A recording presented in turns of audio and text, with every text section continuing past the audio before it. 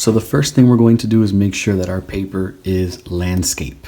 So this is portrait, which is tall, vertical. We're going to make sure it's landscape. And we are going to first put our horizon line. So the horizon line is going to be somewhere in the middle of the paper, and it's just a horizontal line. And it's what we use to make the appearance of the ground versus the sky. So the sky meeting the ground or the sky meeting the ocean, depending on what we're going to draw. And we're going to put our vanishing point next, and it's just going to be a dot in the middle of the paper. So the middle of the paper, somewhere around here, we're just going to put a small dot. After you put your dot in the middle of the paper, we're going to put two diagonal lines going from the middle to the corners, down to the corners of our paper.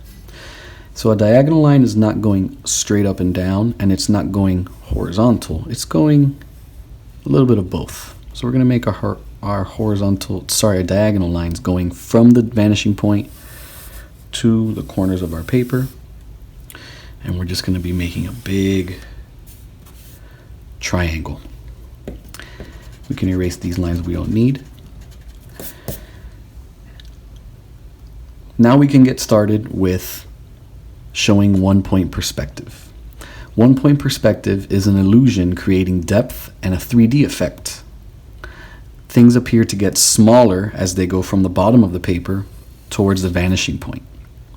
So the way that we're going to show this is by doing train tracks. So I'm going to start at the bottom of my paper just with long horizontal lines. And by making each horizontal line get smaller and smaller as I go towards the vanishing point, you can already see that this line is a lot longer than this line. I stopped over here. But in reality, if I was standing on train tracks, all of these horizontal lines, the tracks, would be the same. The farther away you get, however, the train tracks get smaller and smaller. So I've just created one-point perspective of train tracks. The train tracks that are more towards the bottom of the paper are much larger because they're right in front of you.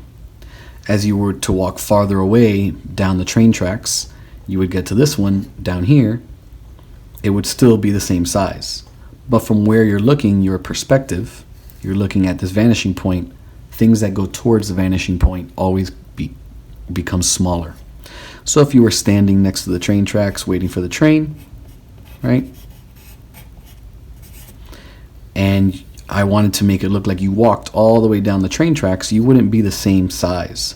So I would actually draw you a lot smaller, waiting for the train down here. So this is how we create one-point perspective, making things that go towards the vanishing point smaller.